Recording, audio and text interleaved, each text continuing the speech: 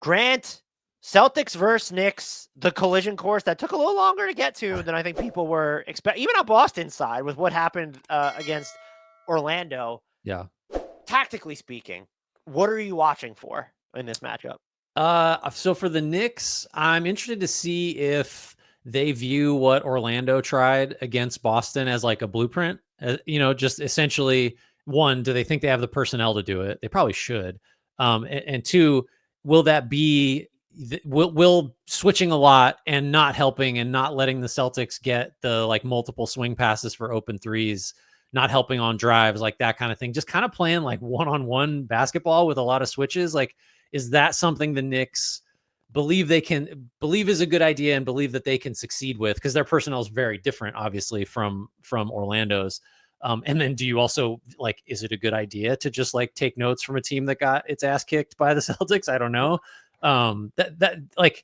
That seems like an interesting way to keep Cat and Brunson out of like pick and roll attacks, to the extent Boston might try to do that. Just switch a lot and just live with it. I don't know. My gut says that's not what the Knicks will do, but I don't know. Orlando made it interesting by kind of trying that for some stretches. Yeah, and look, I mean, the Celtics against the Magic shot 34.8 3-pointers per 100 possessions. During the regular season, they shot 49.6 3-pointers per 100 possessions. That's a monster drop-off. Mm-hmm. And they're also just Orlando's contest rate, 15.4% of Boston's jumpers. So any shots outside of 10 feet went unguarded. That number during the regular season for Boston was 26.2%. Yeah. I'm here to tell you, Grant, and I don't think this is going to shock you, the Knicks have neither the coach nor the personnel that is going to replicate anything we saw Orlando do defensively. I don't think, even if you believe that this team has the screen navigation to run Boston off the three-point line, I would argue that's debatable. But you have Hart, you have OG Anunoby, you have Mikal Bridges, you have Deuce McBride. Sure. They do not have just like the symphony of incredible rotations around the basket. When Orlando is scrambling, it's fine. Like someone's going to be in the right spot. When the Knicks are scrambling, they're not fine. Choose your own. It's choose your own adventure, except they don't get to choose it. It's the other team kind of choosing their own adventure. So I'd be interested to try it, because if it doesn't work, in theory, it's like, right, well, let's not let Boston beat you from 3. And then this kind of dissuades them going after the Karl-Anthony Towns and or Jalen Brunson in the pick and roll.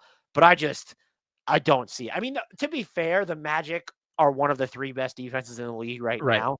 It's not something, but the fact that they did that without Jalen Suggs, who's their best defender, I just don't. Maybe if you play Mitchell Robinson, that's how, like, so you have Towns like being more aggressive on the perimeter.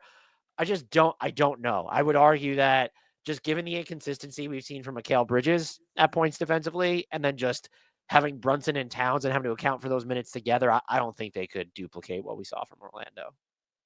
Can you pause real quick? Yeah. Bert's chewing. Yeah, and so just a stat I was looking up kind of on that point, essentially, like, so the Magic playing, everybody's calling it island basketball or forcing Boston to do that, got the Celtics to isolate on just under 17% of their offensive possessions, which is up from 10% during the year. The interesting thing is, like, that 10% figure was the 3rd highest in the league. So Boston, like, the Magic made it extreme, but Boston was being, well, whether Boston wanted to do it or not, because both their points per play was like, just 0.96, 0.98 regular season versus post, which is in like the 70th, 80th. Like, it's good for an isolation possession. But I think the takeaway is that the Celtics were kind of, what Orlando did was extreme, but it wasn't different. Like, Boston has been faced with having to isolate like much more than a normal team in like throughout this year. So if the Knicks think that that's like, well, that's the way, it's like, I don't know. Boston also kind of is pretty comfortable if you just make Jason Tatum take somebody one-on-one or Jaylen Brown. Like, that's not going to be new to them. No, it won't be. The Knicks defending the Celtics is, I don't know what the pathway is to them doing that. I think you would have to, if you were to map out the ideal scenario, Karl-Anthony Towns or Jalen Brunson isn't on the floor, and that's just a non-option offensively. Yeah. The other thing I'm monitoring tactically with this, and it's not like the Josh Hart of it all, Tibbs, unless Josh Hart's in foul trouble, Josh Hart is going to play.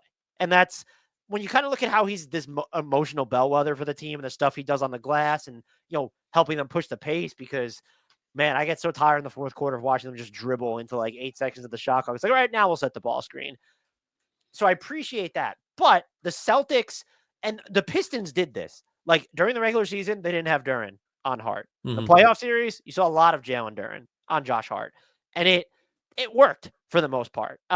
Against when Duren was defending Josh Hart, the Knicks scored about 1.01 points per possession. That's not great. Now during the regular season, Porzingis was the Celtics player who spent the most time on Hart.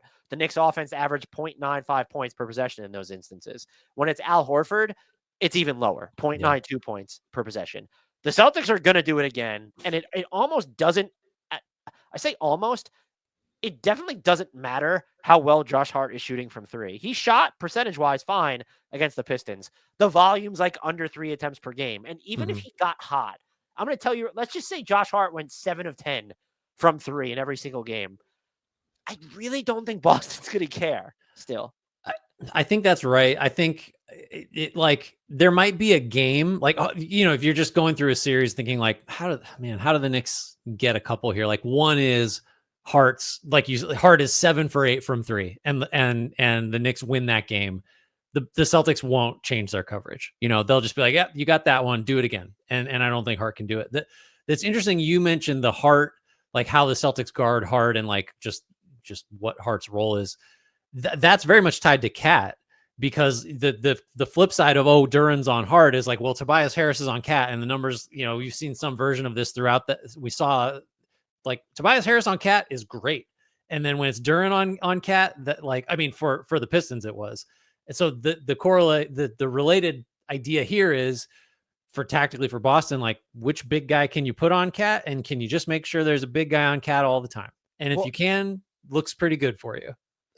What I was going to ask you is what is the way to even combat the Hart problem? Because I think the Knicks have defaulted, and this is a big reason why like the Jalen Brunson Cat pick and roll, like even when they've used it more, it doesn't feel like enough. It feels like the solution is we'll have Hart be the screener for Brunson. Right.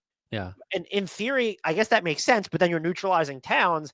Is there any merit to having Karl Anthony Towns screen for Josh Hart or have Josh Hart screen for Karl Anthony Towns and trying to force a switch that way? Or is that because the thing that Boston's also done, they've had no qualms about having Jason Tatum on Karl Anthony Towns. Right. Which is like, that's different than Tobias Harris, I guess. Like in a way that should concern. You know what? Sorry. I think I misspoke because I framed it as if like, can the Celtics keep a big on Cat, which is not what you want. You want Tatum to be able to guard Cat and be the Tobias Harris because that just works better defensively. The Pistons showed, when it's Harris on Cat, that works better. So I hope that wasn't unclear. But yeah, no, to your point, like I think there could and should be a lot of like off ball, like pre-action screening by the Knicks to just try, good one. I said should. I didn't say there will be, but you have to like, you're not good enough to let the Celtics guard you how they want to guard you. You have to like be doing other stuff to get the matchups that you prefer, right? Like that's not just specific to the Knicks. Maybe it's harder for the Knicks, but like that's just something you have to be doing to engineer the matchups you want. Right. And what I suggested, I don't like, so the end game would be you just want to get the big on because Jason Tatum on Josh Hart, that's not really a win for you. I think even a big, like let's say both the Boston bigs are on the court and you're bringing both of them into the screening. Yeah. Action. Josh Hart I don't know if that's a win for the Knicks, but having a big, and then so if a big's already on Karl Anthony Towns, why do it? But if it's one big, getting the big back on Karl Anthony Towns might make some sense. This feels like I don't want to spoil my pick, but this just feels like, I don't know what needs to happen short of aliens abducting like 3/5 of the Boston starting five for the Knicks to have a real chance here. So what are you looking at, unless you have anything to add on the tactical front? What are you looking at narratively for this series? I think we've talked about the other end, but I think Boston gets a pretty different challenge defending the Knicks than they do Orlando. It's just kind of like doesn't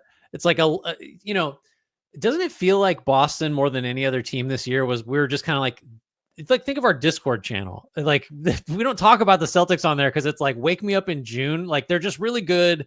nothing that happens in the regular season, for good or ill, is enough to like make us really seriously have a conversation about them. Cause it's like, they're just, We talk about movies and TV shows on the yeah, Boston like, Celtics. because what are we going to talk about? It's just, they won the title and very convinced, like they were great and they seem just as, so I just view the Knicks as, I know you're down on the Knicks and for some pretty valid reasons as a team. Well, you mentioned you said this before, and I made a joke when you were like, "Oh, they're going to stress test Boston's defense more than Orlando's offense did." And Yeah. there are just points where that might not be true, and that's what's so distressing. I mean, the thing is, nobody stress tests the defense like less than Orlando, so it's like that's a pretty safe take for me.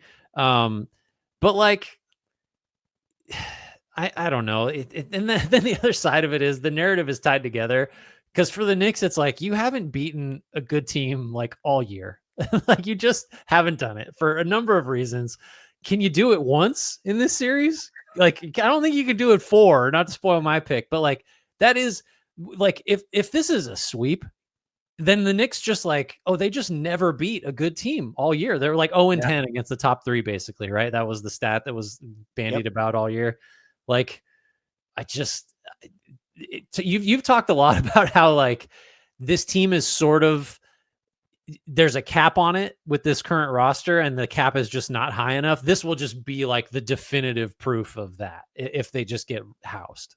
And I think that's what I'm watching. And it was the same thing in the Pistons series, except now I think you get to a point where it's what constitutes success against the Celtics, to where you wouldn't fire Tibbs, to where you wouldn't look at making a trade, where I think the move that everyone's focused on, you want a different type of big in here, but you have Karl-Anthony Towns, and like that, he's a fantastic player, but you have so much financial equity committed to him. The idea that you now need to go out and spend more of whatever little is left of your asset equity to get another big is just, I understand it, but that, to me, that's problematic. Like the way the Wolves giving up what they did for Rudy Gobert, like that was still problematic. They've been a really good team and ended up working out, but like that's not, when you have when you have this 7-footer in like that's not what you want to be using all of your best chips remaining on.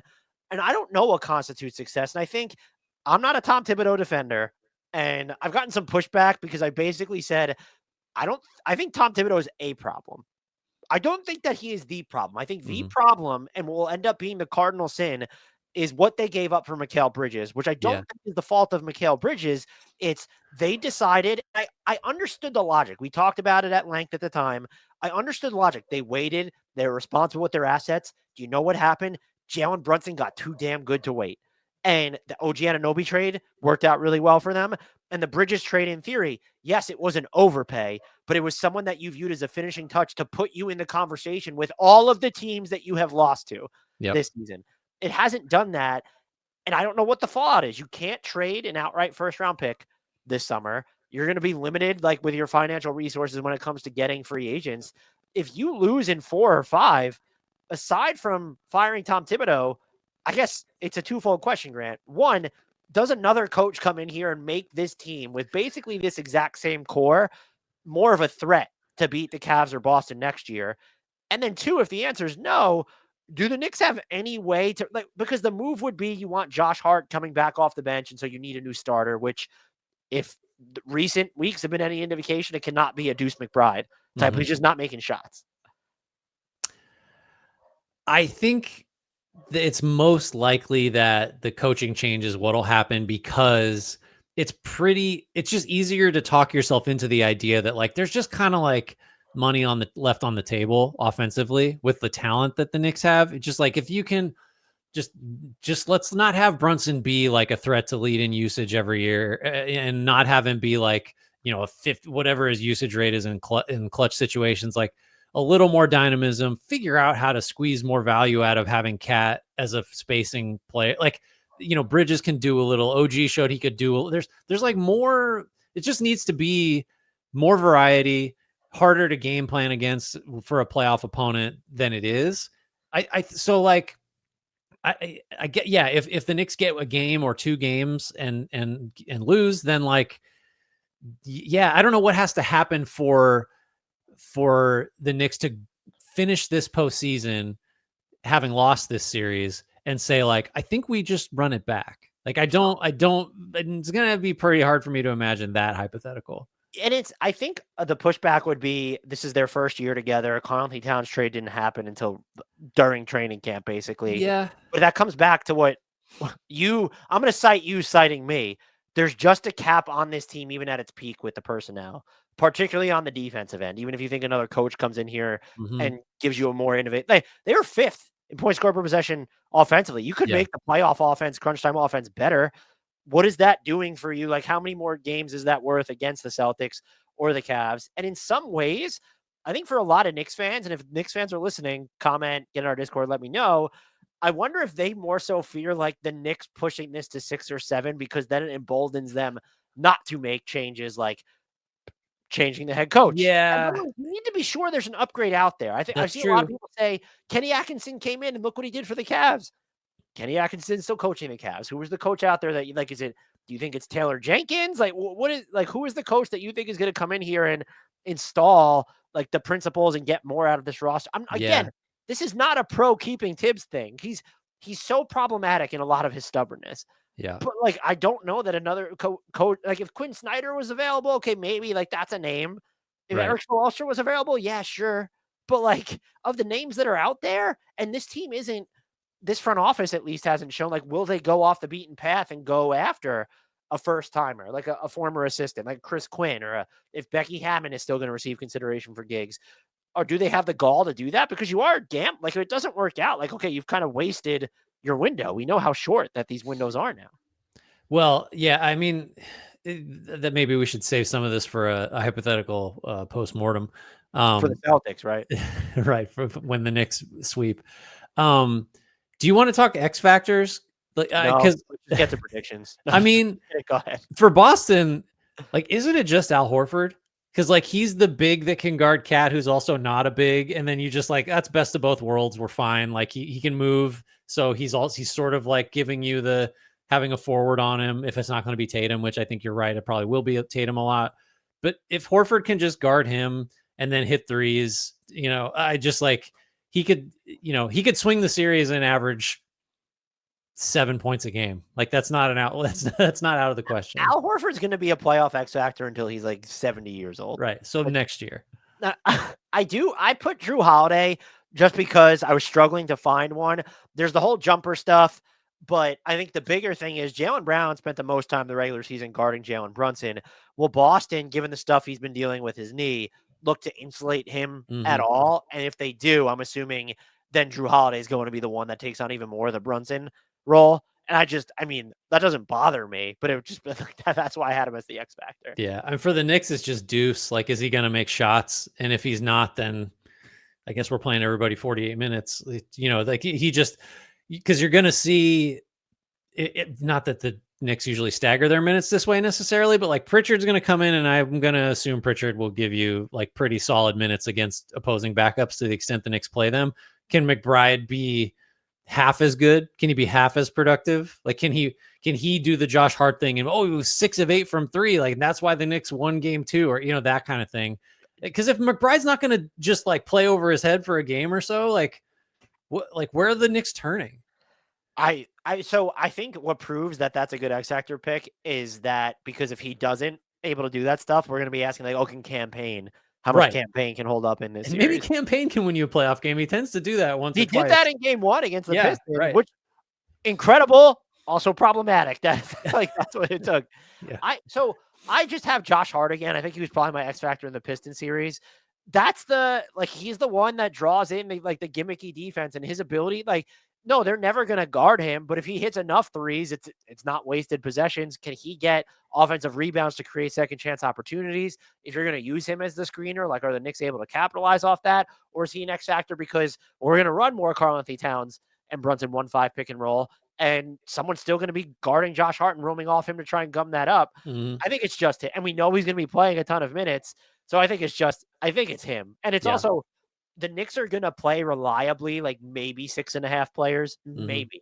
So your pickings are slim. We just named the only possible X factors. Everybody else must play well. For the go with Mitch Robinson if you wanted to, but I just feel like he's kind of maxed out at 17 minutes per game now. There's been flashes of the Towns Mitch minutes, in which they've been good. I don't know if the Celtics are a team. I mean, they do play two bigs, but like they're both perimeter oriented Right. bigs. They're bigs, but they're also not, like, Right. in some important ways. So yeah, it's tough for him because he's a big in like all of the traditional ways. So like he's kind of the one that stands out. What is your prediction for this series?